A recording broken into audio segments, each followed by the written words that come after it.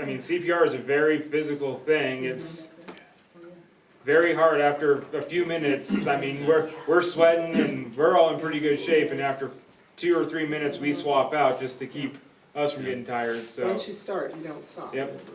Well, I know some people get dizzy, I don't know how long it lasts and what to do. I Yep. mean, it's, What are some guidelines that we should follow once the person regains consciousness again? So, I can say 10 years of doing this, I've had one person that we've actually shocked. By the time we got them to the hospital, they were starting to regain consciousness. Oh, okay. It's not like in the movies where you shock them, they go, whoa, what just happened there? It's a long time before they're back. If it does happen, just keep monitoring, because a lot of times when we shock someone, we'll get their pulses back, they're still unconscious, they're still, might not be breathing on their own, so we'll be doing rescue breaths for them, trying to get ready to go, and a lot of times they'll lose their pulses again, and we'll have to start the process over. So once it says no shock advised and you can go and feel a pulse, great, be ready for them to revert back to where they were and start CPR all over again. So just be ready.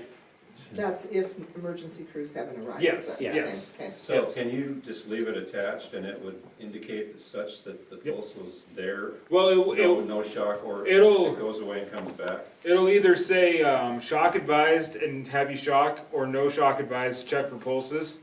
Because it won't tell you if they actually have a pulse, it'll just tell you if they have electrical activity in their So you heart. just have to physically. So then you'll have to do a pulse check on their neck. That's the best place, that's where you're most likely gonna find it. You can try on the wrist, but if they have a weak pulse, you might not feel it there. And then if you do a pulse check and you find it, just keep your fingers there, because then you know where it's at. If it goes away, you know right away it's gone away and you can start CPR again. You're feeling with anything but your index finger, right? Yeah, I usually do 3 fingers, just, Because you kind of have your own Cover pulse. yeah. Just area. You don't want to use get your in. thumb. Yeah.